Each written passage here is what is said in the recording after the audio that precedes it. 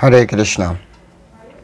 তো সকলকে আবারও কৃষ্ণ প্রীতির শুভেচ্ছা জানিয়ে আপনাদেরকে প্রতিদিনকার যে গীতার ধারাবাহিক ক্লাসে আপনাদেরকে স্বাগত জানাচ্ছি।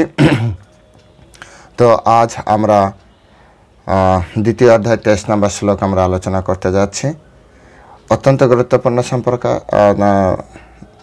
বিষয় এখানে আলোচনা হবে এবং আপনার আত্মা সম্পর্কে অনেক গভীর নিউজ পাবেন। শুরু করার প্রথমে আমি আপনাদের কাছে বিনীত অনুরোধ জানাচ্ছি, যারা এখনও পর্যন্ত চ্যানেলটি সাবস্ক্রাইব করেননি, অনুগ্রহপূর্বক চ্যানেলটি সাবস্ক্রাইব করুন। সাবস্ক্রাইব করতে আপনাদের এক পয়সাও লাগে না, শুধু নিচে আপনি একটা সাবস্ক্রাইব বাটনে একটু চাপ দিয়ে রাখুন। যারা সাবস্ক্রাইব করেনি তারা আর মাত্র 2 জন ব্যক্তিকে শেয়ার করুন।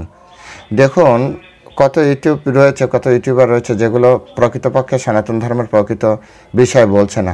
যখন আমাদের মতো কিছু ব্যক্তি সনাতন ধর্ম সম্পর্কে প্রচুর পরিমাণে জানাতে চাচ্ছে, সৎ কথা সত্য কথা শাস্ত্র ধরে ধরে জানাতে যাচ্ছে, আমার মনে হয় সনাতন ধর্ম প্রচারের জন্য আমাদেরকে আপনারা একটু সহযোগিতা করলে, এই কথাগুলি সকলের কাছে পৌঁছে দিলে এতে ভগবানও খুশি হবে। যাই হোক, তা আসুন শুরু করি। কথা না বাড়িয়ে আমরা প্রথমে মঙ্গলাচরণের মাধ্যমে শুরু করব। তো প্রথমে আপনারা সকলে 2 হাত জোর করবেন এবং তারপরে আমি মঙ্গলাচরণ করলে সাথে যারা জানেন তারা করবেন, আর যারা না জানেন তারা শ্রদ্ধার সহিত শ্রবণ করবেন। ওম অজ্ঞানতিমিরান্ধস্ব জ্ঞানাঞ্জন শলাকায়া চক্ষুরুন্মিলিতং যেন তস্मै শ্রীগুরবে নমঃ। শ্রীচৈতন্যমনাভীষ্টং স্থাপিतं যেন ভূতলে স্বয়ং রূপ কদা মায়ং দদাতি সপদান্তিকং। নমঃ বিষ্ণুপাদায় কৃষ্ণপ্রেষ্ঠায় ভূতলে শ্রীমতে ভক্তিবেদান্ত স্বামিনিতি নামিনে। নমস্তে সরস্বতী দেবে গৌরবাণী প্রচারিণে নির্বিশেষ শূন্যবাদী পাশ্চাত্য দেশতারিণে। বাঞ্ছাকল্পতরুর্ভশ্চ কৃপা সিন্ধুভ্যেব চ পতিতানাং পাবনেভ্যো বৈষ্ণবেভ্যো নমো নমঃ। হে কৃষ্ণ করুণা সিন্ধু দীনবন্ধু জগৎপতে গোপীশ গোপিকাকান্ত রাধাকান্ত নমস্তুতে। তপ্ত কাঞ্চন গৌরাঙ্গী রাধে বৃন্দাবনেশ্বরী বৃষভানুসুতে দেবী প্রণমামি হরিপ্রিয়ে। জয় শ্রীকৃষ্ণ চৈতন্য প্রভু নিত্যানন্দ শ্রী অদ্বৈত গদাধর শ্রীবাসাদি গৌরভক্তবৃন্দ। হরে কৃষ্ণ কৃষ্ণ কৃষ্ণ হরে হরে, হরে রাম রাম রাম হরে হরে। ওম নমো ভগবতে বাসুদেবায়, ওম নমো ভগবতে বাসুদেবায়, ওম নমো ভগবতে বাসুদেবায়। শ্রীমদ্ ভগবত গীতা দ্বিতীয় অধ্যায় সাংখ্য যোগ শ্লোক নম্বর 23। শ্রী ভগবান উবাচ নৈনম ছিন্দন্তি শস্ত্রাণি নৈনম দাহতি পাবকা না চ এনম ক্লেদন্ত আপ না শশয়তি মারুতা। নৈনম ছিন্দন্তি শস্ত্রাণি নৈনম দাহতি পাবকা না চ এনম ক্লেদন্ত আপ না শশয়তি মারুতা। হরে কৃষ্ণ। তো এখন আমরা সেই সংস্কৃত শ্লোকের শিলা প্রভুপাদ কর্তৃক যে বঙ্গ ভাষানুবাদ দেওয়া হয়েছে সেই ভাষানুবাদ আমরা শ্রবণ করব। অনুবাদ: আত্মাকে অস্ত্রের দ্বারা কাটা যায় না, আগুনে পোড়ানো যায় না, জলে ভেজানো যায় না, অথবা হাওয়াতে শুকানো যায় না। আরেকবার পড়ি। আত্মার বৈশিষ্ট্য কেমন? আত্মাকে কোনো অস্ত্রের দ্বারা কাটা যায় না, আগুনে পোড়ানো যায় না, জলে ভেজানো যায় না, অথবা হাওয়াতেও কখনো শুকানো যায় না। এটাই হচ্ছে আত্মার বৈশিষ্ট্য। তো এখন আমরা শিলা প্রভুপাদ এবং অন্যান্য আমাদের যে সকল আচার্যবৃন্দ আছে, ওনাদের যে সারসংক্ষেপ, যে তাৎপর্যের সারসংক্ষেপ, সেই সারসংক্ষেপ আমরা আলোচনা করব। তো আসলে এখানে আত্মার বৈশিষ্ট্য সম্পর্কে বলা হয়েছে। যারা আত্মা সম্পর্কে জানে না তাদের এগুলো বোঝা উচিত যে আত্মা, প্রথমে আমরা আলোচনা করেছি ভগবদ গীতার মাধ্যমে, যে আত্মার পরিমাণ হচ্ছে চুলের অগ্রভাগের 10,000 ভাগের 1 ভাগের সমান। অর্থাৎ চুলের আগাকে 10,000 ভাগ করলে যে একটা ক্ষুদ্র অংশ পাওয়া যায় সেই পরিমাণ হচ্ছে আত্মার পরিমাণ। তো এর আগে আত্মাটাকে বলা হচ্ছে আত্মা হচ্ছে নিত্য শাশ্বত, এরকম বলা হয়েছে। তারপরে আত্মার মৃত্যু নেই, না যায়তে না মৃত্যু। আত্মার কখনো বারবার উৎপত্তি বা বৃদ্ধি এরকম কিছু হয় না। দেহ নষ্ট হলেও আত্মার মৃত্যু হয় না। তারপরে বলা হচ্ছে যে আত্মা আমাদের মূলত হচ্ছে আমি হচ্ছে আত্মা, আর এই শরীর হচ্ছে আমার আত্মার পোশাক স্বরূপ। বাসাংসি জীর্ণানি যথা বিহায়, এই শ্লোক দ্বারা। আর এখন বলা হচ্ছে আত্মার বৈশিষ্ট্য সম্পর্কে নৈনম সিন্ধান্তি শাস্ত্রে নৈনম দাহতি পাবকা নচ এনম ক্লেদান্তপনাশস্যতি মারুত। তো এখান থেকে স্পষ্ট করে বোঝা যাচ্ছে যে আত্মাকে কেউ কখনো কাটতে পারবে না। নৈনম সিন্ধান্তি শাস্ত্রানি, শাস্ত্রানি মেন হচ্ছে অস্ত্র, যে কোনো ধরনের অস্ত্র। এখনকার যুগের যে অস্ত্র সেই অস্ত্র নয়, এটা বৈদিক যুগের অস্ত্রের সাথেও যে কোনো ধরনের অস্ত্রের কথা বলা হচ্ছে। বৈদিক যুগে এখনকার বিজ্ঞানীরা তো কল্পনাও করতে পারবে না, যারা অস্ত্র বানায় তারা তো কল্পনাও করতে পারবে না। আগে বায়ু দ্বারা অস্ত্র তৈরি করা হতো, এখন বায়ু দ্বারা অস্ত্র নেই। আগে আকাশ দ্বারা অস্ত্র তৈরি, অর্থাৎ পঞ্চভূতের সব কিছু দ্বারা, জল দ্বারা অস্ত্র তৈরি করা হতো। এখন যে এখানে আপনারা দেখতে পারেন আর্মিরা অনেক সময় ব্যবহার করে, পুলিশ জল কামান, এরকম না, আরও উন্নত ওয়েতে এই জল অস্ত্র ব্যবহার করা হতো। জল অস্ত্র, বায়ু অস্ত্র, আগ্নেয় অস্ত্র, অগ্নি দ্বারা, এবং এই সব কিছু তৈরি হতো আপনার মন্ত্রের দ্বারা। সব কিছু মন্ত্রের দ্বারা, তীর ছুড়বে, আগুন বেরোবে, বিভিন্ন বিস্ফোরক দ্রব্য দুমদাম ফেটে যাবে। আকাশ দিয়ে অস্ত্র তৈরি করা হতো, সমস্ত পঞ্চতত্ত্ব সব কিছু দিয়ে তারা অস্ত্র তৈরি করতে পারত, এবং অত্যন্ত ভয়ঙ্কর অস্ত্র। তো সেক্ষেত্রে এখানে নৈনম সিন্ধান্তি শাস্ত্রানি মানে হচ্ছে কোনো অস্ত্র দ্বারা, এমনকি বর্তমান সময়ের পারমাণবিক অস্ত্র বা আরও কোনো উন্নত অস্ত্র আছে কিনা, সেই সকল কোনো অস্ত্র দ্বারা আত্মাকে নৈনম সিন্ধান্তি শাস্ত্রানি, কোনো অস্ত্র দ্বারা আপনি আত্মাকে কাটতে পারবেন না, কোনো আত্মাকে ধ্বংস করতে পারবেন না। কত গুরুত্বপূর্ণ একটি শিক্ষা। অর্থাৎ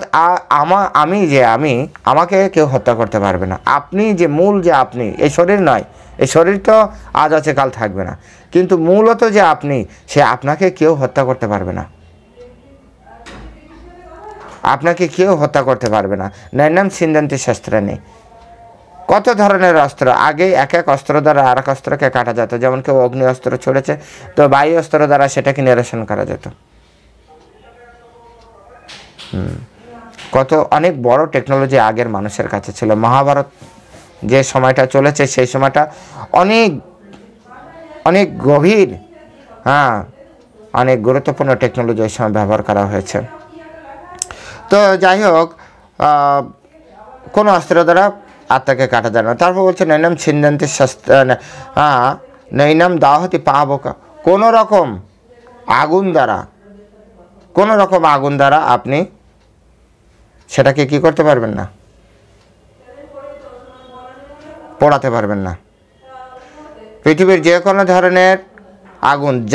ধরনের আগুন আপনার আসুক না কেন, কোনো আগুন দ্বারা আপনি সেটাকে পোড়াতে পারবেন না।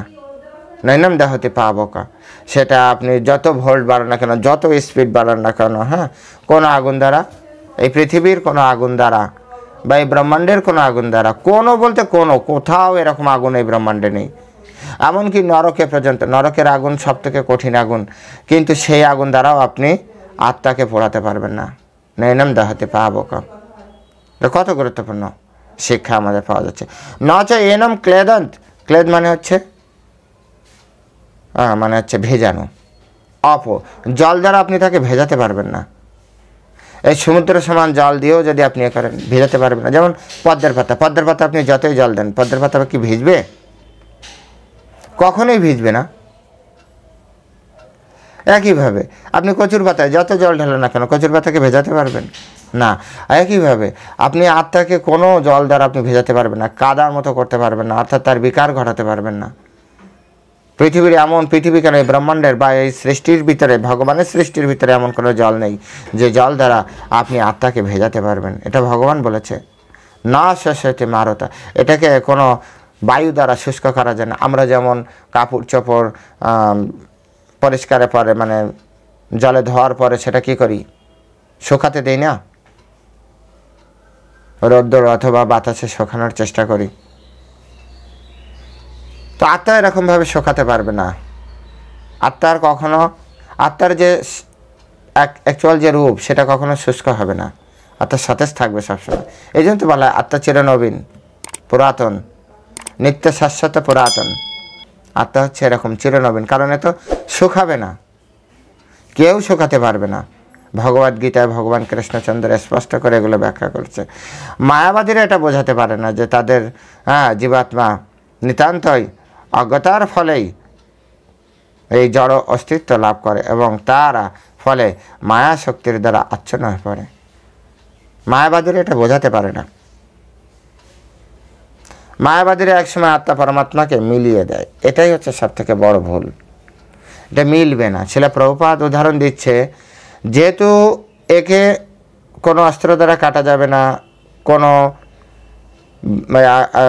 আগুন দ্বারা একে পোড়ানো যাবে না, তারপরে আপনার হচ্ছে কোনো জল দ্বারা একে ভেজানো যাবে না, কোনো বায়ু দ্বারা একে শুকানো যাবে না। এতে সবসময় তার নিজের অস্তিত্ব নিয়ে নিত্য শাশ্বত তিনি অবস্থায় থাকবেন, পুরাতন। তার যে একটা শাশ্বত অবস্থা, নিত্য অবস্থা, সেই অবস্থা সবসময় বিরাজমান। শিলা প্রভুপাদ উদাহরণ দিচ্ছে, নদীর মাছ সমুদ্রে গেলেও সমুদ্রের মাছের সাথে মিশে যাবে না। সে সমুদ্রে যেও তার নিজস্বতা নিয়ে জীবনযাপন করবে। কোনো জীব সাধন ভজনের মাধ্যমে ভগবত ধামে কখনো গেলেও সে তার সেবায় ব্যস্ত থাকবে। আর এই জন্য চৈতন্য মহাপ্রভু সম্পূর্ণরূপে আমাদেরকে পরিষ্কার করে বলে দিয়েছেন, জীবের স্বরূপ হয় কৃষ্ণ নিত্য দাস। আমরা কৃষ্ণের নিত্য দাস। আমরা এখানে থাকলেও দাসত্ব বৃত্তি করব, ওখানে গেলেও দাসত্ব বৃত্তি করবে। বাংলা একটা প্রবাদ আছে, ঢেকি স্বর্গে গেলেও ধানই ভানে। যার যে কাজ সে সেটি করবে, এখানেও করবে, ওখানেও করবে। জীবের স্বরূপ কৃষ্ণ নিত্য দাস। সুতরাং দাস কখনো মালিক হবে না, আর মালিকের সাথে কখনো মিশে যাবে না। এই জিনিসটা আমাদের অত্যন্ত গুরুত্ব দিয়ে, অত্যন্ত তাৎপর্যের সহিত আমাদের বুঝতে হবে। আত্মা সবসময় স্বতন্ত্র থাকবে এবং স্বতন্ত্রভাবেই সে পরমাত্মার সেবা করে যাবে। শিলা প্রভুপাদ খুব সুন্দর সুন্দর এখানে উদাহরণের মাধ্যমে বলছেন, আত্মা এবং পরমাত্মা এ বাস্তবিক অর্থে এগুলোকে আলাদা করা যায় না, আলাদা করা যায় না। তবে হ্যাঁ, এনাদের ভিতরে গুণগত কিছু পার্থক্য থাকে। পার্থক্য কি? ভগবান পরমাত্মা হচ্ছে বিভু চৈতন্য, আর আত্মা হচ্ছে ক্ষুদ্র চৈতন্য, অনুচৈতন্য। শিলা প্রভুপাদ বলছেন, আত্মা পরমাত্মা থেকে কখনো আলাদা, সে আলাদা হতে পারে না। যদি আলাদা হয় তাহলে মায়ার দ্বারা সে আবেশিত হয়ে পড়ে, মায়ার দ্বারা সে আসক্ত হয়ে পড়ে। যেমন আগুন আর আগুনের স্ফুলিঙ্গ একসাথে এদেরকে কখনো আলাদা করা যায় না। যদি কখনো আলাদা হয়, অর্থাৎ আগুন থেকে ছিটকে পড়ে, তাহলে সে ধীরে ধীরে নিভতে শুরু করে।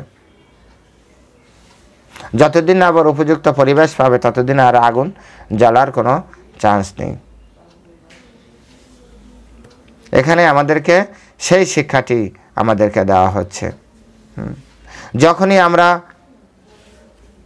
এই আত্মা যখনই কৃষ্ণ বহির্মুখ হয়ে এই জড়জগৎকে ভোগ বাসনা করে, তখনই তার জীবনে দুঃখ কষ্ট শুরু হয়ে যায়। আত্মার নিজ রূপে সে ভগবানের নিত্য দাস, সবসময় দাস। যেহেতু তার অবস্থা কখনো সে পরিবর্তন করতে পারে না, কখনোই পরিবর্তন করতে পারে না। শুধু পার্থক্য হচ্ছে সে বাইরের দিকে তাকাচ্ছে, বাইরের জগতের দিকে তাকাচ্ছে। তার ভিতরে ছোট ক্ষুদ্র ভোগ বাসনা তৈরি হয়েছে, আর তখনই সে এই শরীর দ্বারা, পঞ্চভৌতিক শরীর দ্বারা সে আবিষ্ট, ঢাকা পড়ে যাচ্ছে।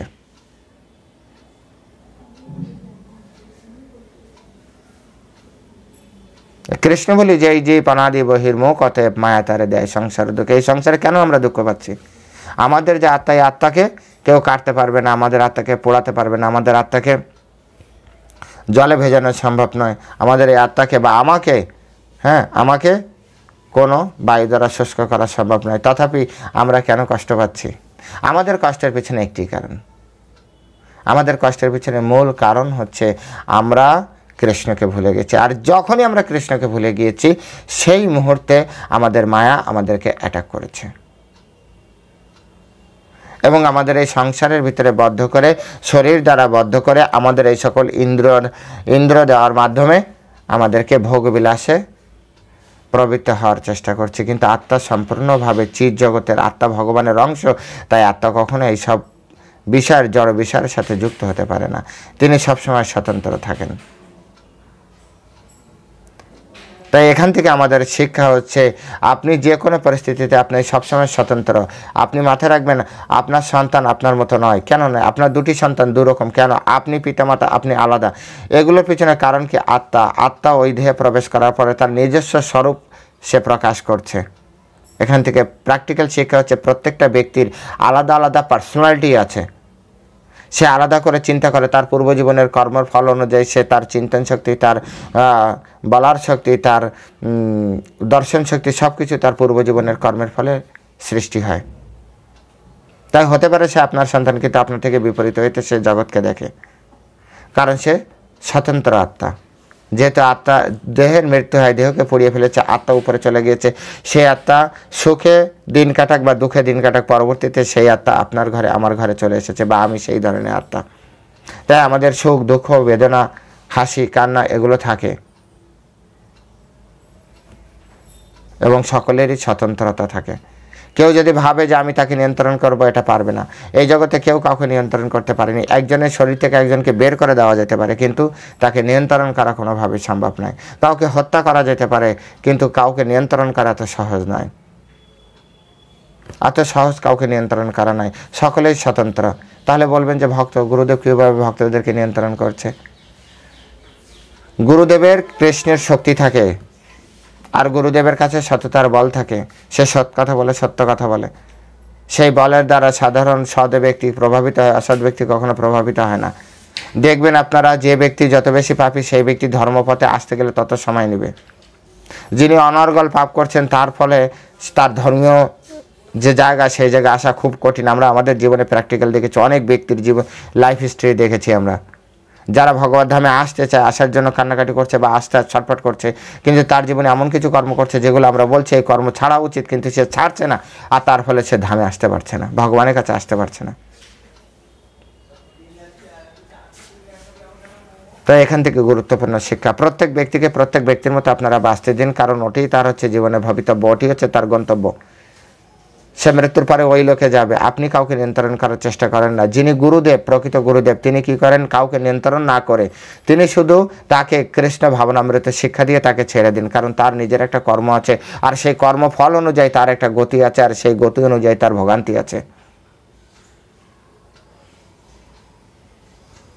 যেহেতু কৃষ্ণ ভক্ত অত্যন্ত কৃপালু, অত্যন্ত দয়ালু, তাই মাঝে তার দয়ার বশবর্তী হয়ে, তার কৃপার বশবর্তী হয়ে জগৎ সংসারে প্রত্যেকটা দুঃখ কষ্ট প্রাপ্ত হয় এরকম জীবকে তারা সবসময় কৃষ্ণ ভাবনামৃত নিয়ে যায়। বাসু ঘোষ নামে শ্রী চৈতন্য মহাপ্রভুর অত্যন্ত প্রিয় একজন ভক্ত, পার্ষদ ভক্ত, তিনি বলেছিলেন, এই জগতের সমস্ত মানুষের পাপ হে ভগবান তুমি আমাকে দাও, আর তুমি যাওয়ার সময় সবাইকে নিয়ে উদ্ধার, তুমি এই জগৎ থেকে চলে যাও, আর আমি সকলের পাপ নিয়ে আমি নরকে যাব। এটাই হচ্ছে অ্যাকচুয়াল মোড, এটাই হচ্ছে প্রকৃত সাধুদের দর্শন। সাধুরা নিজে কষ্ট পেয়ে অপরকে সুখ প্রদানের জন্য চেষ্টা করে। তিনি হচ্ছেন প্রকৃত সাধু, যে অপরের জন্য জীবনযাপন করে, অপরের জন্য জীবন ধারণ করে, কারণ সে জানে আত্মতত্ত্ব সম্পর্কে, সে পূর্ণ জ্ঞানী। শরীর আজ আছে কাল থাকবে না, কিন্তু সেই ব্যক্তি থাকবে, ব্যক্তির কর্ম থাকবে, আর কর্ম অনুযায়ী তার ফল থাকবে, আর সেই ফল অনুযায়ী তার প্রাপ্তি থাকবে। তাই আসুন আমরা সকলে আমরা এমন কর্ম করি, এমনভাবে এই জীবনে আমরা আমাদের দর্শন, আমাদের লাইফস্টাইলটাকে নিয়ন্ত্রণ করি, এমনভাবে পরিচালনা করি যে কর্মফল কেমন হবে সেটা চিন্তা করে। তো সকলে ভালো থাকবেন। আপনাদের সকলকে আবারও বলছি, এই চ্যানেলে আপনারা প্রচুর পরিমাণে শাস্ত্র সম্পর্কে আপনারা ভিডিও পাবেন। তাই কৃপা করে যারা এখনও সাবস্ক্রাইব করেনি সাবস্ক্রাইব করেন, যারা সাবস্ক্রাইব আপনার আত্মীয় স্বজনরা করেন তাকে বলুন যাতে তারা চ্যানেলটি সাবস্ক্রাইব করবেন। একেবারে 100% নিডেড কথা, কোনো রকম কম্প্রোমাইজ করা ছাড়াই। যেমন শিল প্রভুপাদ আমাদের গীতার নাম কি রেখেছে? শ্রীমদ্ ভগবদ গীতা যথাযথ। যথারূপ মানে কি? যেভাবে কৃষ্ণ অর্জুনকে বুঝিয়েছে, কোনো রকম রংচাং না মাখিয়ে আচার্যরা যেভাবে আমাদের সামনে উপস্থাপন করেছে, আমরা সেইভাবে আপনাদেরকে উপস্থাপন করব। হরে কৃষ্ণ। সকলে ভালো থাকবেন। জয় শিল প্রভুপাদ কি জয়।